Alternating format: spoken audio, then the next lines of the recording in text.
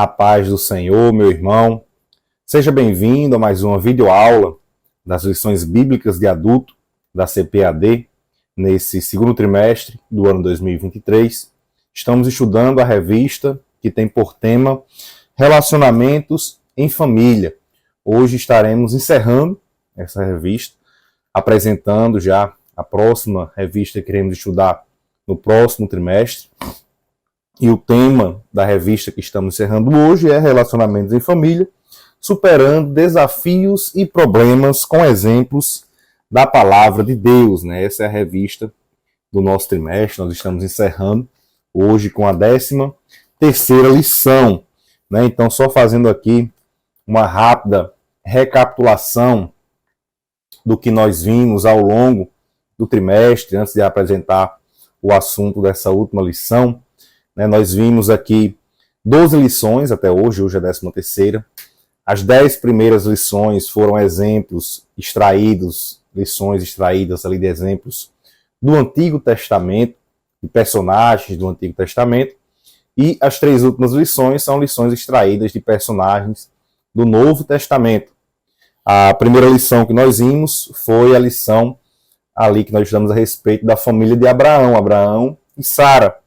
Quando a família age por conta própria, o perigo de agir por conta própria sem escutar a vontade de Deus. Muitas vezes Deus permite que as coisas ocorram, mas algumas dessas vezes as coisas não são de acordo com a vontade de Deus.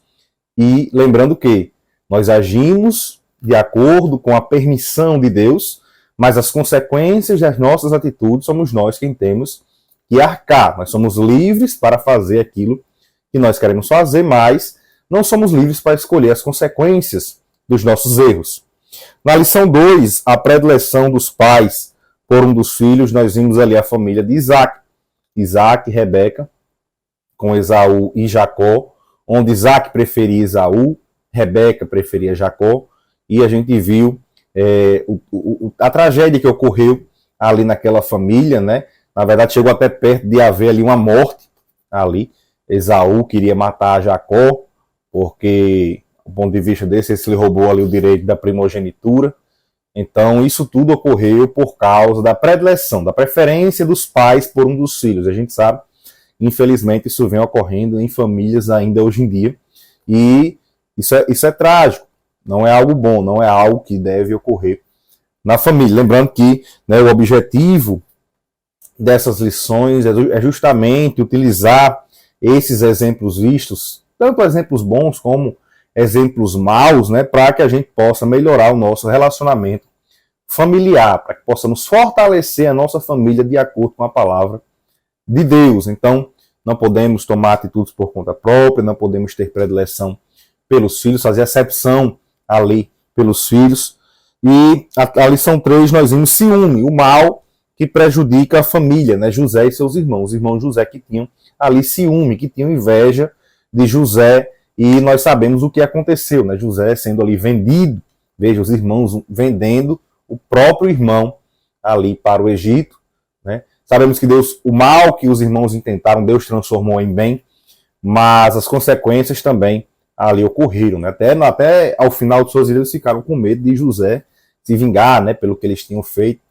Então, o ciúme, a inveja, é algo que traz drásticas consequências no meio da família.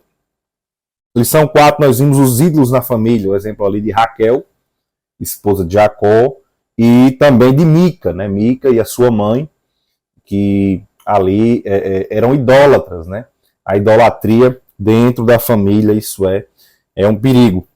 Na lição 5, nós vimos o motim em família, Os irmãos de Moisés, Miriam e Arão, que se rebelaram ali contra Moisés e também foram punidos ali por Deus, E muitas das vezes a gente vê família com discórdia, irmãos se levantando contra outros irmãos, e isso não é agradável aos olhos do Senhor. Na lição 6, nós vimos pais zelosos e filhos rebeldes. Vimos ali o exemplo de Sansão e dos seus pais, Apesar de seus pais terem ensinado, Sansão em determinado momento da vida escolheu agir ali por conta própria e não obedecer mais aos mandamentos do Senhor, aquilo que Deus havia dito para ele, como ele deveria proceder, e Sansão acabou ali desobedecendo as ordenanças do Senhor, passadas pelos seus pais para ele, e a partir daquele momento Deus se afastou também de Sansão, né? E a gente sabe, né, que Sansão foi capturado ali pelos filisteus e pagou caro pelas suas atitudes precipitadas que ele tomou também em vida. Na lição 7, nós vimos aí o relacionamento entre nora e sogra, né? O exemplo de Ruth e Noemi, uma história linda, né? Uma história maravilhosa, nós tiramos muitas lições importantes também de Ruth e Noemi. Lembrando que todas essas aulas estão gravadas aí, né? Os irmãos podem acessar na playlist das lições bíblicas do segundo trimestre de 2023. Podem acessar e rever essas aulas, né? São lições importantíssimas para a nossa edificação espiritual. Na lição 8, os filhos de Eli e os filhos também de Samuel, nós vimos ali a importância da paternidade na vida dos filhos. Na lição 9, uma família nada perfeita, vimos ali o exemplo da família de Davi. Cuidado, né? Novamente aqui citando o cuidado que o pai tem que ter para com a educação dos seus filhos, a presença do pai ela é importantíssima. Muitos estão terceirizando a educação dos seus filhos e não podemos fazer isso. Isso não é a atitude de um cristão. Quem deve educar os seus filhos são os pais, devem ser próximos dos seus filhos. Na lição 10 nós vimos quando os pais sepultam seus filhos, que foi o caso de Jó, que perdeu todos os seus filhos de uma só vez. E na lição 11 nós vimos os prejuízos da mentira na família, o caso de Ananias e Safira, que já no Novo Testamento, exemplo do Novo Testamento, o caso de Ananias e Safira. E a consequência drástica, vimos também o exemplo de Acã, também ali dentro, mas as consequências drásticas da mentira na vida daquela família ali, de Ananias e Safira. Na lição 12, criando filhos saudáveis, que foi a lição passada, a última lição que nós vimos, a respeito da família de Jesus. Né, falamos ali que os pais, eles cumpriram com a sua obrigação de ensinar a Jesus como homem, né, nós falamos de Jesus na sua natureza humana. Daremos até continuidade de parte do assunto que nós vimos na aula passada, veremos também hoje, na lição de hoje. E ali nós vimos que José e Maria, eles cumpriram com o seu papel como pais, e Jesus, ele cumpriu com o seu papel como filho, obedecendo, sendo obediente, sendo sujeito ali também aos seus pais terrenos, Maria e José.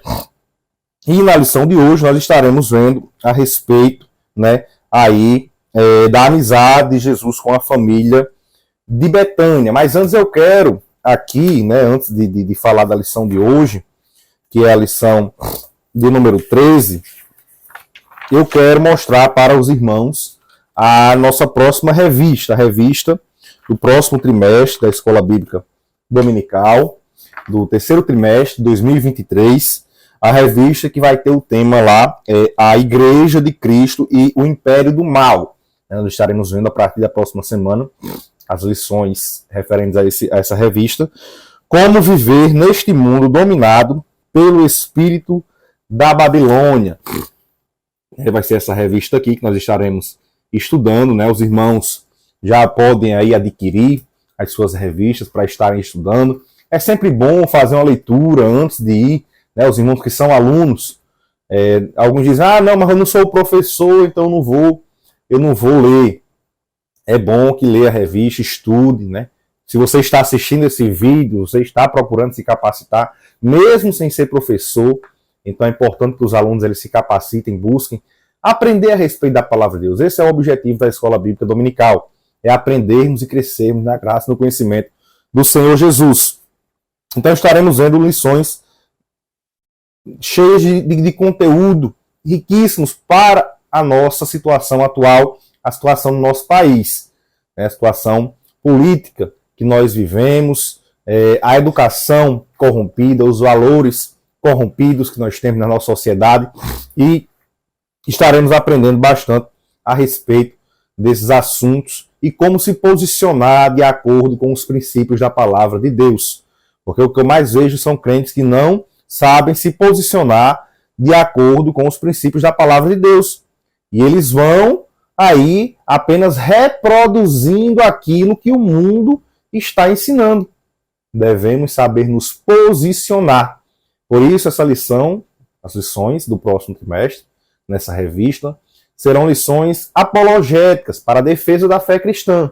Lembrando, eu sempre falo, a gente vai reforçar isso também nas próximas lições, nesse próximo trimestre, que quando falamos de apologética, não estamos falando de defender a Deus. Deus não precisa ser defendido. Deus não é atingido pelas coisas que acontecem aqui na Terra, mas nós, como igreja, somos atingidos. Então, nós é que precisamos nos defender, nos revestir, como diz Paulo aos Efésios, da armadura de Deus para que possamos resistir às investidas do inimigo, que têm sido investidas fortes, né, em várias áreas da nossa sociedade. Então, a gente vai ver aí, na lição 1 do próximo trimestre, né, a igreja guiando do espírito da Babilônia, né, mostrando todos esses ensinos aí que existem na nossa sociedade, a situação política atual, que tudo isso voltado mesmo aí para atacar a igreja do Senhor Jesus. Na lição 2 veremos a deturpação da doutrina bíblica do pecado. Hoje em dia, né, as pessoas não consideram mais, e a gente às vezes não pode nem falar que algo é pecado. Se a gente disser que é pecado, muitos que nem nunca pegaram numa Bíblia aparecem como experts aí da palavra de Deus, dizendo que aquilo não é pecado, sendo que nunca nem fizeram a leitura da palavra de Deus. E na lição 3 veremos o perigo do ensino progressista. A gente até falou bastante já a respeito disso aqui nessas lições desse trimestre, estaremos repetindo e reforçando no próximo trimestre. Quando a criatura vale mais que o Criador, vai ser a lição 4. Pessoas aí que adoram a si mesmo, a questão materialista, né? O hedonismo, o narcisismo, tudo isso a gente vai estar vendo também nesse próximo trimestre, na lição 4. A lição 5, a dessacralização da vida no ventre materno. O aborto que as pessoas têm feito, têm tentado aí, com esses ensinos progressistas, com esses ensinos pós-modernistas, têm tentado normalizar, como se fosse algo banal mesmo, não tem nenhum problema abortar. Então a gente vai combater isso, porque a vida ela é sagrada, a vida é dada por Deus, somente Deus pode tirá-la. Nas lições 6 e 7 nós veremos a desconstrução, na lição 6 da masculinidade bíblica e na lição 7 da feminilidade bíblica, né? A masculinidade, as pessoas, gente, você não pode nem ser homem. Se você for homem, é uma ofensa às outras pessoas. Você tem que ser homossexual, porque isso é o que está na moda, isso é o que eles dizem, né? Mas nós devemos saber o que é realmente a masculinidade na palavra de Deus. E muitos homens, eles têm se tornado bem efeminados. A gente tem que tomar cuidado com isso daí. Nós temos que seguir a palavra de Deus, a masculinidade de acordo com a palavra de Deus, e não de acordo com o que o mundo dita. E muitos homens têm se tornado efeminados aí, seguindo esses ensinos progressistas. E quanto à feminilidade, muitos ensinos do feminismo, né, ele tem tomado de conta, e as mulheres elas têm perdido até sua posição. E já ouvi até rumores aí, as pessoas falando, né, querendo construir essas linguagens aí para atacar a sociedade conservadora, não chamar mais de mulher, não homem, né? Existe o homem e aquilo que não é homem. E a mulher ela vai sendo atacada com isso. E essas feministas que se levantam dizendo aí que é para defender os direitos das mulheres, e quando as mulheres realmente são atacadas, elas não se posicionam, ficam de boca fechada. Então é por aí você tira que não é para defender direito de mulher nenhum. É realmente para atacar os princípios de acordo com a palavra de Deus. Na lição 8, nós veremos aí transgênero. Que transrealidade é essa? Veremos a respeito dessa ideologia de gênero. Nós já estudamos isso no ano passado, eu reforço, né? Nós estudamos isso no terceiro trimestre de 2022, a respeito desses ataques contra a Igreja do Senhor, e estaremos vendo novamente esse assunto, que é a ideologia de gênero. Uma visão bíblica do corpo, nosso corpo, né, na lição 9, é templo e morada do Espírito Santo de Deus, e a gente vê as pessoas aí vulgarizando, né, sensualizando, mostrando o seu corpo, tratando como se ele não fosse nada. Nosso corpo, ele é templo e morada do Espírito Santo de Deus. Deus, ele nos fez a sua imagem e semelhança, e nós aguardamos como cristãos a glorificação do nosso corpo, né, para sermos conforme Jesus é. E na lição 10 veremos aí renovação cotidiana do homem interior, né, homem buscando aí a sua santificação. Na lição 11, cultivando a convicção cristã. Na 12, sendo a igreja do Deus vivo. E na lição 13, o mundo de Deus no mundo dos homens. Nós, como sal da terra e luz do mundo, dentro desse mundo, né? Até a imagem aqui na capa, né? É um farol, né? Brilhando aí, chamando a atenção. Nós somos como esse farol no mundo, né? Nós chamamos a atenção, nós somos a luz do mundo. E estamos no meio desse sistema mundano, dominado pelo espírito, como o autor fala aqui, da Babilônia, mas nós, como cristãos, nós reluzimos, nós chamamos a atenção e nós influenciamos as pessoas e tiramos elas das trevas e levamos para a luz. Então, lições riquíssimas nesse próximo trimestre, que os irmãos possam participar, né, presencialmente aí da escola dominical em suas igrejas, que possam estar comunhando com os irmãos para que cresçam na graça e no conhecimento do Senhor Jesus. Voltando aqui para a lição de hoje, né, a lição 13, que vai ser aí dada presencialmente no dia 25 de junho de 2023, e tem o título A Amizade de Jesus com a Família de Betânia. Né? O textuário diz, ora, Jesus amava a Marta e a sua irmã, que era Maria, e a Lázaro, João 11, 5. Verdade prática, dentro da família, a amizade com Cristo evoca comunhão, conselho, simpatia e reciprocidade nos relacionamentos, né? Então, comunhão, né? A gente sempre vem falando a respeito dessa importância, a importância da comunhão, até para perdão dos pecados, porque nós só temos nossos pecados perdoados se estivermos em comunhão com os nossos irmãos. É muito importante isso, na Santa Ceia sempre é aí comentado a respeito disso, né? Na sua igreja, o pastor sempre fala a respeito da importância da comunhão, de estar em comunhão com a igreja, né? Conselho, a simpatia e a reciprocidade, né? Falta hoje em dia muita reciprocidade. As pessoas, a gente faz o bem, não é visando receber algo em troca, né? A gente faz pela generosidade, né? A gente faz porque nós temos bondade em nosso coração. Mas, infelizmente, a gente faz pelos outros e muitas das vezes as pessoas não têm reciprocidade para conosco. As pessoas não agem com a mesma bondade para conosco. Isso, infelizmente, tem ocorrido bastante porque as pessoas não têm tido generosidade, não têm tido amor em seus corações. Mas se nós tivermos dentro da nossa família amizade com Cristo, nós vamos ter todas essas características presentes, né? Porque Cristo ele vai moldando e mudando o nosso interior a partir do fruto do Espírito que é colocado em nossos corações. Então, a leitura bíblica em classe, ela está em Lucas, no capítulo 10, os versículos 38 ao 42, né, e também em João, no capítulo 11, os versículos 5 e 11. Né? A gente vai trazendo também aqui outros versículos, que são os versículos que tratam ali a respeito das passagens em que Jesus está interagindo com a família lá de Betânia, né? A família de Marta, Maria e de Lázaro. Né? Então a gente vai ver a importância hoje da amizade de Jesus dentro da família, né? O que é demonstrado aí por meio da comunhão com Cristo e da obediência à sua palavra, né? A palavra de Deus. E a família que tem Jesus como amigo, ela não é desamparada, né? Jesus ele vai estar presente em todas as circunstâncias, seja nos momentos bons, seja nos momentos ruins, ele vai estar conosco. Então o autor ele traz aqui a lição em 3 tópicos. A primeira, a vida social de Jesus. No segundo tópico ele vai tratar dos frutos da amizade com Jesus, né? Quais foram os frutos que aquela família de Betânia colheu por ser amiga de Jesus? Nós também queremos esses frutos. E o terceiro, lições que aprendemos ali, né? No caso com a amizade de Jesus, que são lições ali que aprendemos com Marta e Maria, né? Dessa amizade de Jesus com a família de Betânia.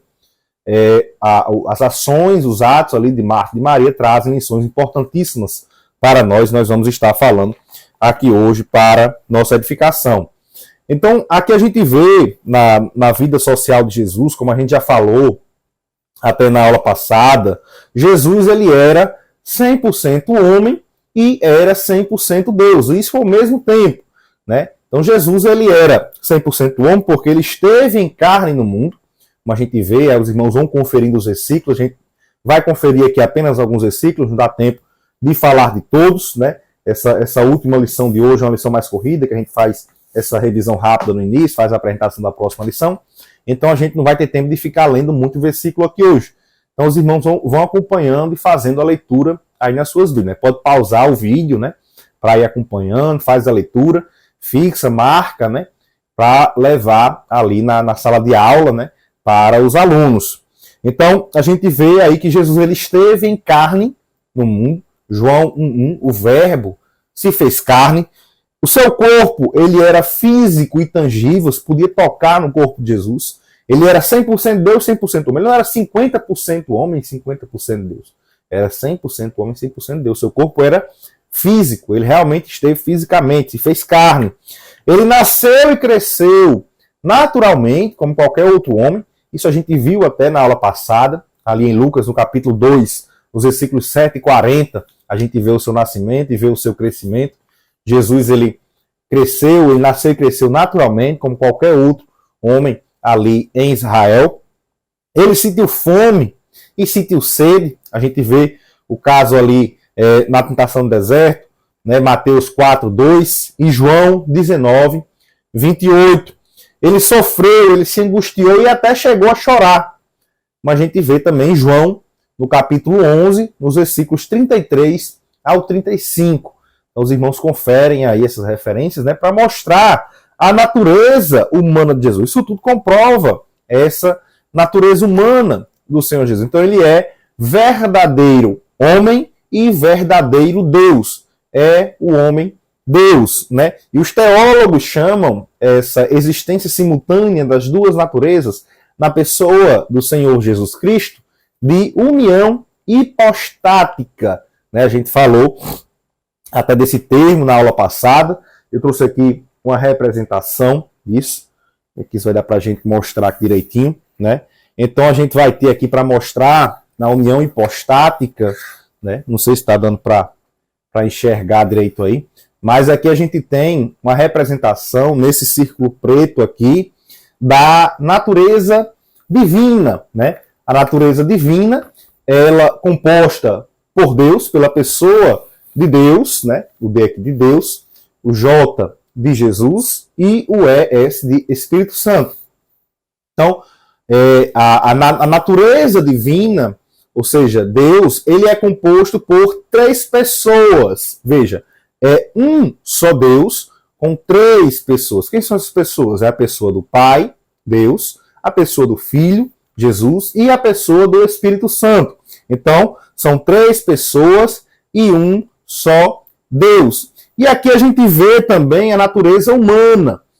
Essa natureza humana, que aqui a gente colocou aqui como a união hipostática no Senhor Jesus, na pessoa do Senhor Jesus. Então, o que é a união hipostática? Ela mostra a pessoa de Cristo. Veja, é uma só pessoa, não é a pessoa de Deus, o Pai, não é a pessoa do Espírito Santo, é a pessoa de Jesus. Então, a pessoa de Jesus, ele possui nele 2 naturezas. Então, veja, há uma natureza divina com 3 pessoas. E na união hipostática é uma pessoa com 2 naturezas, que é a pessoa do Senhor Jesus. A natureza divina e a natureza humana, ou seja, 100% Deus, 100% homem. Isso é a união hipostática.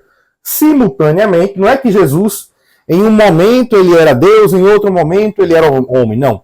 Ao mesmo tempo, simultaneamente, Jesus era Deus e Jesus era homem, né? Então, é um pouco até complicado da gente tentar explicar, porque é um mistério. Como a própria Bíblia fala, a encarnação, Deus, o ser divino, a natureza divina, ter se feito carne, ter se feito homem, natureza humana, é um mistério, é o mistério da encarnação. Não conseguimos explicar, entender bem humanamente isso. A gente mostra aqui, fala, como é, utilizando termos até que são compreensíveis para nós, mas não entendemos perfeitamente como é que isso ocorre, um dia iremos compreender isso daí. Mas aqui a gente consegue entender então que Jesus ele era homem, né? E como homem, Jesus ele teve uma vida social, né? Conseguiu ele interagir com as pessoas como qualquer outro ser humano, né? Inicialmente ali dentro da sua família, com seus pais, com seus irmãos, Você vê, por exemplo, que Jesus aprendeu o ofício de carpinteiro com o seu pai José. Ele estava em uma festa de casamento quando realizou o seu primeiro milagre. Então, veja, Jesus estava ali interagindo com as pessoas. Foi convidado para uma festa de casamento.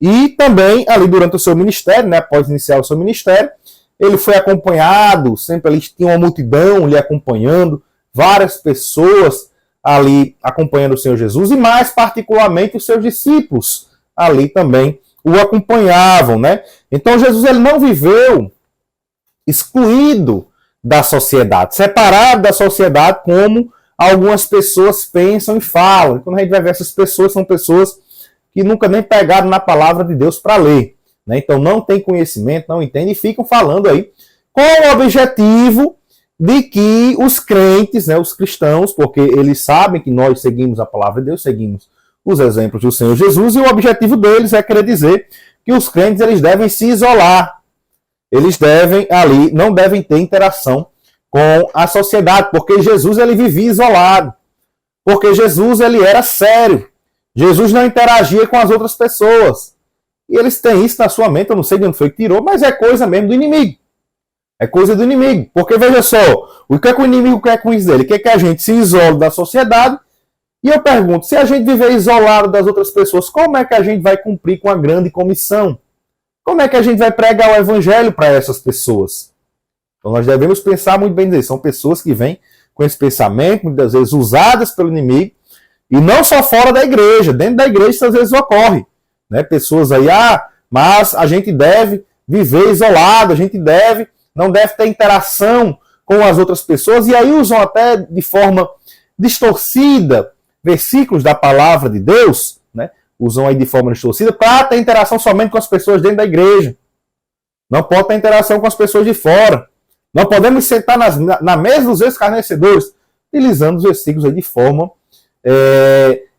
isolada e interpretando de forma equivocada. A gente deve tomar cuidado com isso. É bem verdade que nós não devemos ser influenciados pelo mundo. A gente até falou aqui, na próxima revista, no próximo trimestre, nós vamos falar bem a respeito disso. Nós não devemos ser influenciados pelo mundo, pelas coisas que há no mundo. Mas para que nós influenciemos o mundo, porque esse é o nosso papel, nós devemos influenciar como sal da terra, como luz do mundo, nós devemos interagir com a sociedade, para que a gente possa fazer, né, o que Pedro fala ali em 1 Pedro 2,9, quando fala que o Senhor Jesus nos tirou das trevas para a sua maravilhosa luz. Isso é papel da igreja fazer. Ir lá e pregar o evangelho para que as pessoas saiam das trevas e venham para a luz.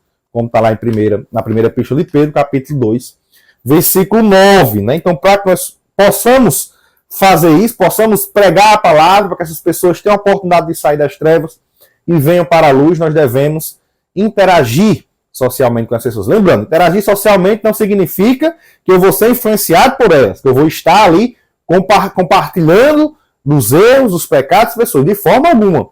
Interagir socialmente, ali no seu trabalho, na escola, né, com o seu vizinho, para que possa levar a mensagem, a palavra de Deus. Então, nesses relacionamentos que o Senhor Jesus teve, né, ele tinha aqueles que eram mais próximos, né? Mas a gente vê lá em Provérbios capítulo 17, e no versículo também 17, diz o seguinte: em todo tempo ama o amigo, e na angústia nasce o irmão. Então aqui você vê dois termos, amigo e irmão, né? Então ele fala que em todo tempo ama o amigo. Tem aquelas pessoas que estão ali, em todos os momentos, quando a gente tem algo a oferecer, eles estão ali próximos da gente, né? São os nossos amigos, são nossos companheiros.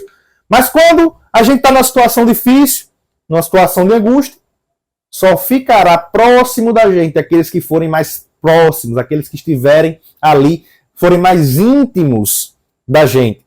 E essas pessoas, elas são mais do que amigas, elas são irmãos, são pessoas realmente muito próximas de nós, né? São essas amizades aí que nós precisamos para a nossa vida. Veja, pessoas que estão no mundo, por exemplo, nem todo mundo que está no mundo que nós temos amizade ali, contato, são nossos irmãos, são pessoas que nós podemos contar na angústia. Eles estão no nosso ciclo, nós convivemos com essas pessoas, nós falamos, pregamos para elas, mas não são nossos irmãos, que às vezes quando a gente está passando por um momento de angústia, nem todo mundo chega perto. As pessoas que chegam perto são aqueles amigos mais próximos. Jesus também teve isso. Veja, Jesus, ele quando pregava, foi acompanhado por uma multidão. Pessoas que estavam ali próximas dele, comiam com ele, né? Estavam ali ouvindo a sua palavra. Mas havia aquele ciclo mais próximo do Senhor Jesus, que eram os seus discípulos. E dentro dos seus discípulos, haviam aqueles que também eram mais próximos de Jesus, que é o caso de Pedro, Tiago e de João. A Bíblia deixa bem claro isso nos evangelhos. Então a gente vê que esse aprofundamento nas relações, ele é normal, é natural nos relacionamentos humanos, né? E a gente vai ver hoje aqui, né, uma família que teve essa aproximação com o Senhor Jesus, que é a família de Betânia, família que tinha uma amizade especial com o Senhor Jesus, que é a família de Marta, de Maria e de Lázaro. E aqui o autor, ele traz, né, no tópico 2, mostrando os frutos da amizade dessa família com Jesus, né? A aldeia de Betânia, né, onde morava ali essa família, ela ficava próxima à cidade de Jerusalém, do lado da cidade de Jerusalém, né? Se os irmãos tiverem um mapa aí com vocês, né? Aqui eu tenho comigo o pequeno atlas bíblico, né, da CPAD de Tim Dowley, né? Se os irmãos tiverem em suas casas aí, podem abrir também para conferir, né, onde é que fica a cidade de Betânia, para saber, né, qual o motivo de Jesus passar por ali, né? Por que quando ele estava indo para Jerusalém passou por lá, ficava ali próximo, né? Então Jesus aproveitava e passava ali para visitá-los. Na página 76, por exemplo, traz aqui um mapa. Não sei se os irmãos vão conseguir enxergar aí, né? Vou tentar mostrar aqui, né? Onde está a cidade, né? Então aqui a gente vê, ó, nesse caso, aqui estava Jerusalém, ó, Jerusalém, e logo do lado Betânia, né? Então eram duas cidades próximas, né? Jerusalém e Betânia. Então quando Jesus aproveitava, ia para Jerusalém, passava ali por essa cidade para visitá-los, né? A gente vê que várias vezes Jesus visitou essa família em Betânia, né? A família de Marta, Maria e de Lázaro, né? A gente vê o caso, por exemplo, em João no capítulo 12, os versículos 1 e 2, também aqui na leitura bíblica em classe, né? Lucas 10, 38 e 42, ele ali visitando aquela família e conversando, né? Trazendo ali uma palavra e também ceando com aquela família em Betânia. Então Jesus, ele tinha prazer de estar ali com aquela família. Como a gente vê em João 11, 5 diz, ora, Jesus amava a Marta, a sua irmã, e a Lázaro. Então a gente vê que ele tinha prazer de estar com aquela família. E aquela família tinha prazer em recebê-lo em sua casa, né? Não somente como um amigo, não somente como um amigo especial, mas como o Messias enviado por Deus. Você vê que eles reconheciam que Jesus era o Messias enviado por Deus. Eles não recebiam Jesus apenas como um amigo, como alguém que tinha algo a oferecer.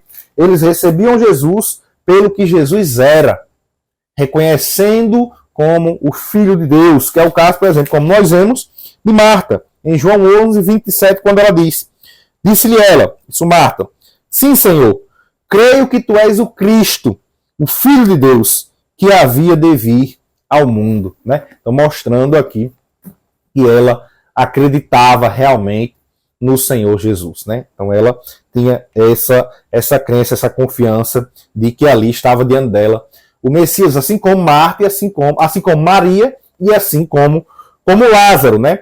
Então, aí surge a pergunta, né? Mas, irmão, me diga uma coisa, o que é que uma família ela deve fazer, então, para ser amiga de Cristo, para ser amiga do Senhor Jesus? Como é que ela deve proceder para se tornar amiga de Jesus? E Jesus responde isso lá em João também, no capítulo 15. E João, no versículo 14, ele diz assim, vós sereis meus amigos, se fizerdes o que eu vos mando. Né? E tem o 15 também, onde ele diz, né? Já vos não chamareis servos, porque o servo não sabe o que faz seu senhor. Mas tenho-vos chamado amigos, porque tudo quanto ouvi de meu Pai vos tenho feito conhecer. Então veja que Jesus aqui, ele mostra que os seus amigos são aqueles que fazem a sua vontade, aquilo que ele manda. Então como é que a família ela pode se tornar amiga de Cristo? Fazendo a vontade do Senhor Jesus. E aqueles que não fazem não são os seus amigos. Porque quem não faz a vontade de Deus são aqueles que vivem praticando a iniquidade, como ele fala até lá em Mateus, no capítulo 7, né? Aquelas pessoas ali que se apresentarão diante do Senhor no juízo final e dirão que fizeram isso, fizeram aquilo no nome dele, mostrando como se fossem amigas de Jesus. Mas Jesus vai dizer que não os conhece. Ou seja, ele não é amigo dessas pessoas. Por quê? Porque eles praticam a iniquidade. Mas os amigos de Cristo são aqueles que fazem a vontade do seu Pai. São aqueles que fazem a vontade de Deus. Então, como é que a família ela pode ser amiga de Cristo como era a família ali de Betânia? Fazendo a vontade do Pai, fazendo a vontade de Deus. E a amizade, a gente sabe que é um dos bens mais preciosos que alguém pode ter, né? A gente precisa em determinadas situações e muitas das vezes quem vai nos ajudar é um amigo, é alguém próximo da gente. E a amizade com Jesus, ela é especial, ela é uma amizade essencial para a vida do ser humano, porque ele vai estar conosco em todas as circunstâncias, sejam elas boas, sejam elas ali para sorrir, sejam elas más, sejam elas para chorar.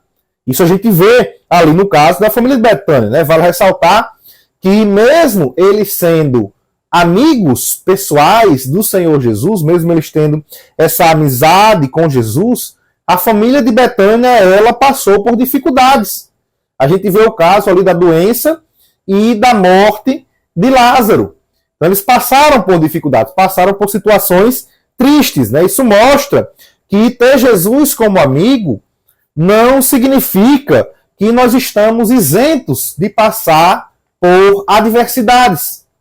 Mas, tendo Jesus como amigo, nós passaremos por esses problemas com Jesus conosco, com a presença de Jesus ali conosco.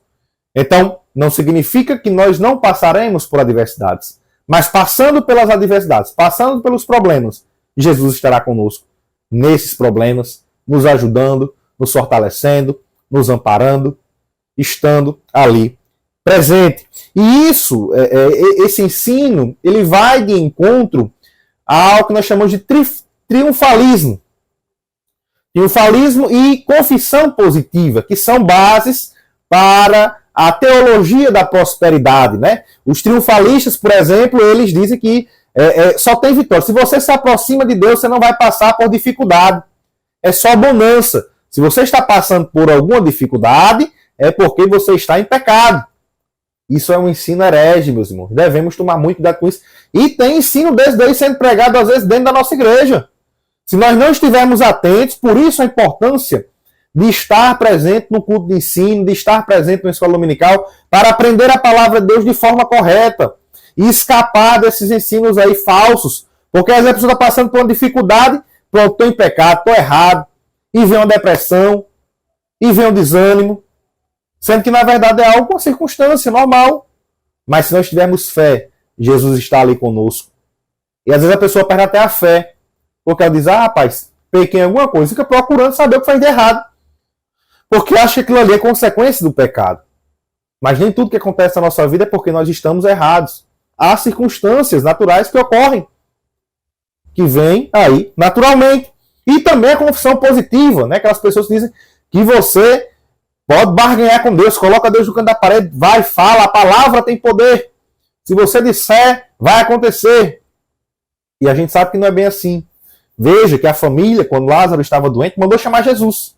Jesus não foi ali prontamente. Era uma família que tinha uma amizade especial com Cristo. Mas isso não significa que você manda em Deus. Nós não mandamos em Deus. Nós vivemos na dispensação do Senhor. Ali à mercê de Deus. Se Deus quiser fazer, Deus faz. Se Deus não quiser, Ele não faz e Ele continua sendo Deus. E Ele continua estando conosco. Ali passando pela tribulação. Aqueles jovens, por exemplo, quando foram para a fornalha. Eles não foram ali sabendo que Deus já os iria livrar. Se Deus não tivesse livrado, continuaria sendo Deus para eles. Então isso é o que nós devemos ter em nossas mentes. para evitar ser atingido por esse tipo de heresia. Então, aqui nós vemos, né, então o fruto, né, do relacionamento, da amizade com Cristo é esse, é ter Deus presente em nossas vidas, independentemente das circunstâncias. E aqui as lições que nós podemos aprender, porque essa história aqui de Jesus com essa família de Betânia mostra algumas atitudes de Marta e de Maria. E a gente tem algumas lições que nós podemos aprender com essas duas irmãs.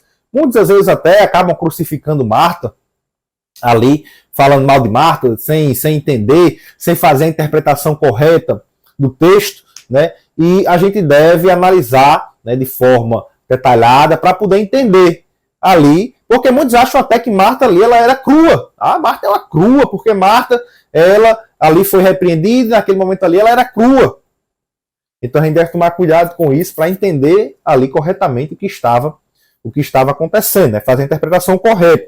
Então a gente vê que, na verdade, ambas as irmãs, as duas, elas tinham crido na palavra do Senhor, como a gente trouxe até aqui em João capítulo 11, no versículo 27, aqui mostrando que Marta, ela tinha acreditado na palavra do Senhor, ela tinha acreditado que Jesus era o Cristo.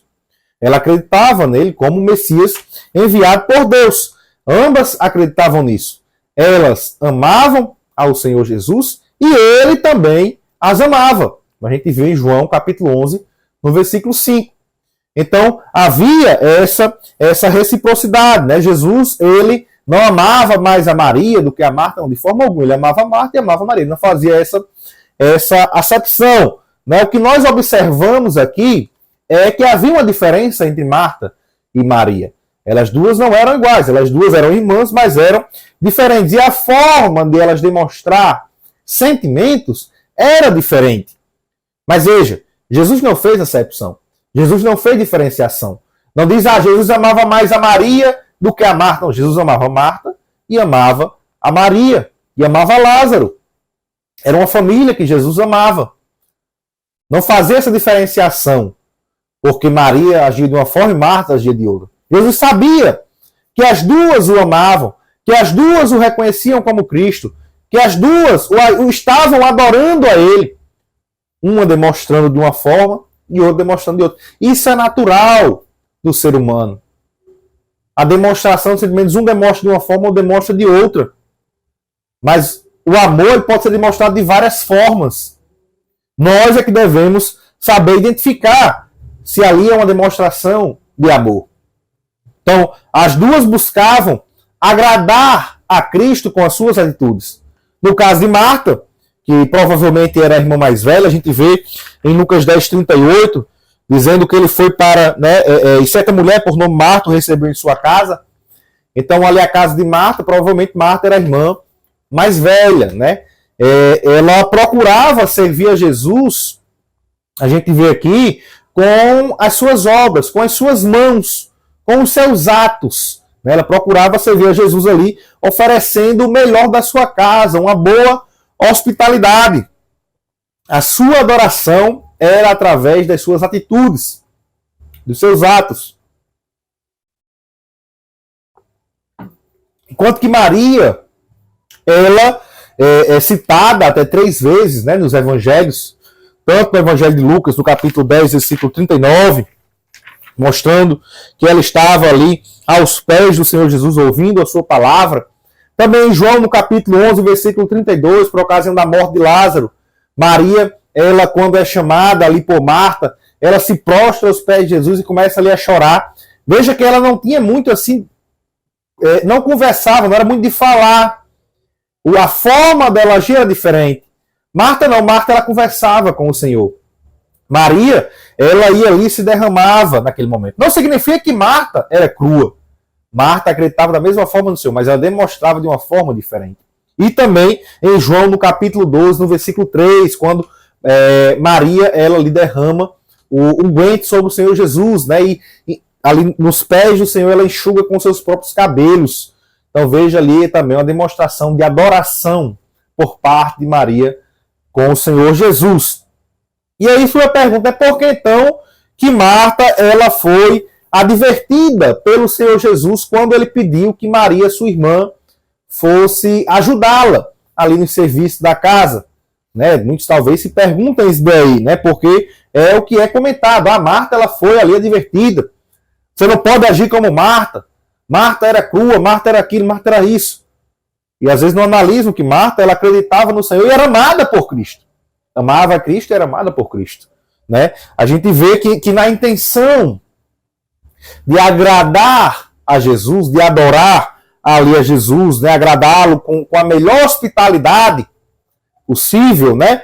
O que não era errado, veja, se Jesus chegasse na sua casa hoje, se Jesus chegasse aí, você iria receber ele de qualquer forma? Você iria querer receber ele da melhor forma? Receber ele, né? Arrumava tudo ali, deixava tudo preparado, fazia a melhor comida para o Senhor Jesus, mas era o que Marta estava fazendo ali. Marta estava, ali a gente vê aqui nos versículos 40 e 41, ela estava o quê? Porque estava buscando fazer isso. Distraída com muitos serviços, né? Como a gente vê aqui no versículo 40, né? Marta estava distraída em muitos serviços, era muita coisa. E ela ficava ali procurando uma coisa, procurando outra, para tentar agradar a Cristo. Para tentar receber ele da forma perfeita, da melhor forma. Até aí, Marta não estava errada em querer receber a Jesus. A gente vai ver já por que ela foi repreendida, qual foi o erro que Marta cometeu. Ela estava também, como a gente vê no versículo 41, Jesus disse que ela estava ansiosa e afadigada, cansada, com muitas coisas. Estava passando muita coisa na cabeça de Marta. Marta, ai, será que vai dar certo isso? Será que vai dar certo aquilo? Eu tenho que fazer o meu melhor. Ele é o Cristo, ele é o Messias, ele é o enviado, eu tenho que dar o meu melhor aqui. E aquilo tudo ocupando a cabeça de Marta. Qual foi o problema, então, aí? O que foi que aconteceu que Jesus, ele falou ali para Marta que ele estava agindo da forma errada? O problema foi a prioridade. Esse é o termo, prioridade. Marta não estava sabendo colocar as coisas em ordem de prioridade. Qual a principal, qual as secundárias? Veja, o que Marta estava fazendo era prioritário, era algo que ela deveria fazer da forma correta mesmo, receber a Jesus da melhor forma, não é de qualquer jeito, chega aí, faça sua comida, coloca aí, quer beber água, vai beber só. E tem pessoas, às vezes, que não tem hospitalidade, né? Não sabe receber bem as pessoas. Mas Marta estava ali com o Cristo na sua casa, estava tentando receber ele da melhor forma. Mas Marta errou em não saber priorizar as coisas da forma correta. Colocar o principal em primeiro lugar. Marta não soube fazer isso. Então, na sua tentativa de agradar ali a Cristo, ela ficou ocupada com muita coisa, estava com muita coisa na cabeça. Mas a gente vê muitos serviços, muitas coisas. E isso estava agitando ali ela. De forma que ela vê a irmã dela, aqui fazendo tudo só, e Maria ali sentada aos pés do Senhor. Ei, Maria, vem me ajudar aqui. Senhor, por que o Senhor não manda Maria vir me ajudar? E aí a gente vê que ela esqueceu de priorizar, de pôr em primeiro lugar o sentido espiritual da visita de Jesus. Marta estava tentando agradar a Cristo de forma física, ali para que ele se sentisse bem, para ter a melhor comida, mas Marta não estava observando o sentido espiritual, que é o que deveria ser priorizado ali naquele momento. E Marta não estava sabendo fazer isso. Então a gente vê que naquele momento, nada do que Marta pudesse fazer, tivesse a oferecer ao Senhor Jesus, seria melhor do que o que ele tinha a oferecer. Que a gente vê aqui no versículo 42, ele fala que Maria escolheu a boa parte. Essa boa parte era a mensagem de vida eterna. Era a parte espiritual. E Marta não priorizou aquilo ali. Então Jesus adverte a Marta. E essa advertência de Jesus a Marta, mostrando para ela o que era o principal, porque Marta não estava entendendo aquilo ali ainda, porque tinha muita coisa na cabeça de Marta, ela tentando agradar a Cristo, e ela não se preocupou com o principal. E Jesus mostra que a verdadeira adoração é aquela que coloca em primeiro lugar o reino de Deus. Como a gente vê em Mateus capítulo 6, versículo 33, nós devemos buscar primeiramente o reino de Deus e a sua justiça. E aquelas outras coisas que nós necessitamos também, vejam, alimento, Prioridade. O que vestir? Prioridade. São prioridades em nossa vida. Mas a principal, na ordem de prioridade, aquela que está em primeiro lugar, é o reino de Deus e a sua justiça. Foi isso que Jesus ensinou ali a Marta. Jesus não disse: Marta, você é uma crua. Fique na sua aí que Maria está aqui, Maria do reteté. Não foi isso que Jesus disse a Marta. Jesus ensinou a Marta ali o que era o principal. Marta aprendeu com certeza que o melhor é estar aos pés de Cristo, ali, o adorando. E nós temos muitas aplicações disso que podemos fazer em nossa vida atualmente. Por exemplo, a gente vê na preparação de festas aí dos conjuntos de louvor, ou mesmo para apresentações aí de grupos de dança, de teatro, na igreja local, a gente vê que o principal objetivo ali é o quê? É a pregação da palavra, é a adoração a Deus, a pregação através da ministração, do louvor, é também a comunhão com os irmãos. Nós vamos para a igreja para ter comunhão com os irmãos. Nós vamos para a igreja, o objetivo é esse. É estar ali junto, se fortalecendo espiritualmente uns com os outros. Então a gente vê que se a ornamentação para a festa, a ornamentação do templo, a escolha de uma farda, a seleção de um hino, a seleção de um versículo, quem é que vai ali tirar o solo, quem é que vai fazer o solo de um hino, se isso daí estiver atrapalhando o principal, vejam, essas coisas são importantes, são prioridade. Nós temos que fazer o melhor ali na igreja local, na organização do templo. Devemos, num culto de missão, por exemplo, colocar ali as bandeiras dos países, trazer ali, se puder trazer, traz um data show, mostra um vídeo. Isso a gente pode fazer da melhor forma. Mas essas coisas, em relação à pregação, à adoração, à comunhão com os irmãos, elas são secundárias. Então o que é que a gente vê muitas das vezes? Alguns irmãos eles se preocupam tanto com a farda que briga com o outro irmão por causa daquilo ali, briga com o outro irmão porque não vai fazer o solo, briga com o irmão por causa da ornamentação da igreja, e aí o principal, que é a comunhão com o outro irmão, não tem. De que adianta a igreja estar ornamentada se a pregação da palavra de Deus não foi ali cuidada? Se não tem palavra, se não tem adoração, se não orou para Deus se manifestar, para Deus mostrar o seu poder, almas se converterem ao Evangelho do Senhor, para Deus batizar com o Espírito Santo. Por quê? De que adianta estar tudo ali bonito aos olhos humanos, mas nos olhos espirituais, o que deveria ser priorizado não está bonito, não está bom. Veja, reforço novamente, não é que nós não devamos nos preocupar com os hinos, com a farda, com a ornamentação, com a decoração da igreja, não. Nós devemos nos preocupar com isso. Mas não são as principais prioridades que nós devemos ter. Então isso fica de aplicação para as nossas vidas. Devemos saber priorizar aquilo que deve ser priorizado, deve estar ali como principal. Saber a ordem de prioridade das coisas que nós devemos ter em nossas vidas. Esse é o exemplo que aqui nos deixa, né, esse ensinamento de Marta e da sua irmã Maria, os ensinamentos do Senhor Jesus. Então a gente termina aqui, vou ler aqui a conclusão do autor, a gente finaliza então a revista neste trimestre, né, lições maravilhosas, riquíssimas, e se os irmãos desejarem assistir novamente, a gente tem a playlist aí para os irmãos assistirem novamente as lições e aprenderem mais da parte de Deus. Então a gente vê aqui que a conclusão diz assim: a nossa amizade com Jesus implica em ter comunhão com Ele em todo o tempo de nossas vidas. Ele é o amigo sem igual, que nos conforta quando precisamos, consola quando choramos. A família que cultiva a amizade com Jesus vive na dimensão do amor, procura compreender os outros membros da família e pondera os cuidados dessa vida.